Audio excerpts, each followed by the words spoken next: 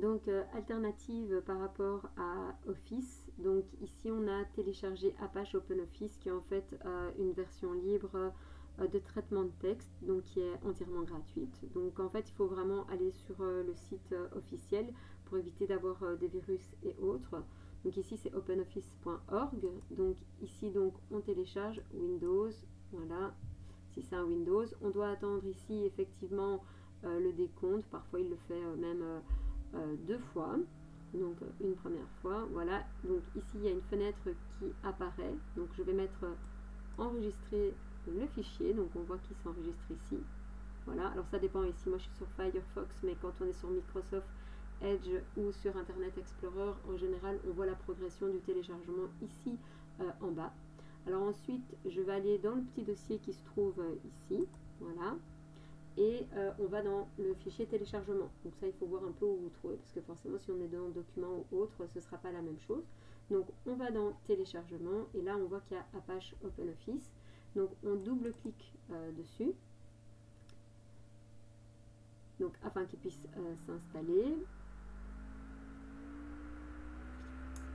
Voilà, donc on met oui pour donc le mettre, puis on va mettre suivant. De nouveau, il va me demander où est-ce que je veux le mettre. On laisse comme ça, c'est bon. Donc, on installe. Voilà. Donc là, souvent, il faut attendre un petit peu, le temps que tout ça soit fait. Voilà. On voit qu'il commence à télécharger tout ça.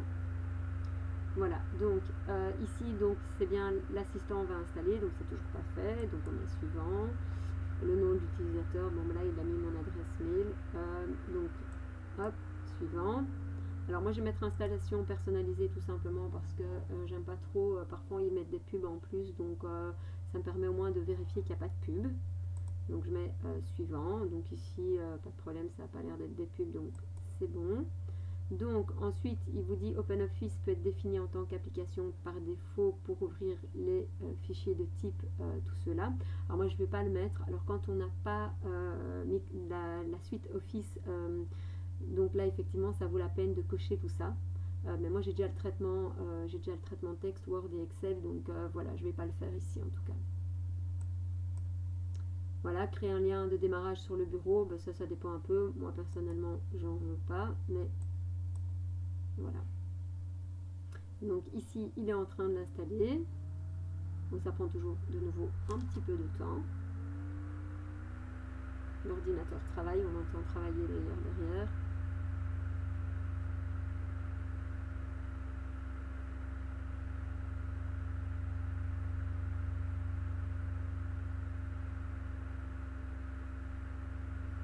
Voilà, et donc ici normalement OpenOffice est téléchargé, donc je termine.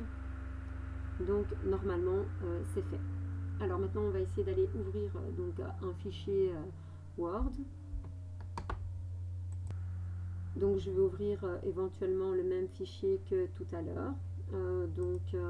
Voilà, je vais prendre, admettons donc celui-là, on voit qu'il est en Word, hein, parce que moi par défaut c'est la suite Office, mais donc je vais l'ouvrir avec la suite Office. Voilà.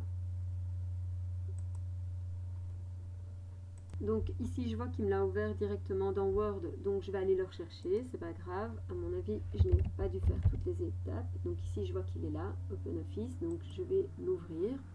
Voilà, et je vois qu'effectivement je ne me suis pas encore enregistrée, donc forcément ça ne pouvait pas fonctionner. Donc je mets en suivant, voilà, Gwendoline, terminé.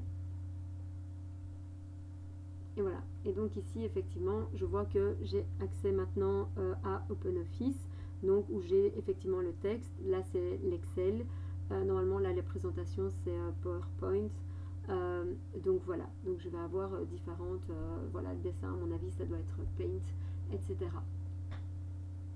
Voilà, donc ici comme j'ai dit, comme quoi il fallait pas, enfin que c'était pas mon logiciel par défaut. Donc en fait ici je vois que c'est le texte, voilà. Alors voilà, ce que j'aime déjà bien dans OpenOffice, c'est que pour une version gratuite c'est quand même déjà pas mal complet. on peut déjà faire beaucoup de choses avec. On voit qu'on peut directement enregistrer sous le format PDF, donc tout ce qui a été fait, etc. Voilà, alors ici on va ouvrir un de mes fichiers Word avec OpenOffice. Le problème qui va se passer, c'est qu'on est dans deux traitements de texte complètement différents. Il faut quand même pas oublier que Word est une version qui est quand même nettement plus avancée. Et donc, voilà, je risque d'avoir une mise en page qui est complètement chaotique. Mais voilà, en tout cas, ce traitement de texte a le mérite d'exister, il a le mérite surtout d'être gratuit. Et il permet donc déjà de faire pas mal de choses assez sympas gratuitement. Voilà. Donc ici, je vais montrer, mais de fait, on va voir que voilà. Donc on va aller chercher mon fichier. Donc je vais prendre celui-là. Version actuelle, oui. Hop. Donc voilà, je vais l'ouvrir. Ici, donc on voit qu'il va s'ouvrir normalement dans très peu de temps. Voilà. Et donc ici, voilà, on voit qu'effectivement, il a repris le fichier. Mais voilà, en fait, il y a beaucoup de choses qui sont pas du tout faites comme moi je l'ai fait. Et donc voilà, donc c'est vrai que quand on utilise OpenOffice, c'est sympa, mais il faut rester dans OpenOffice. Donc voilà, éviter de changer dans les traitements de texte.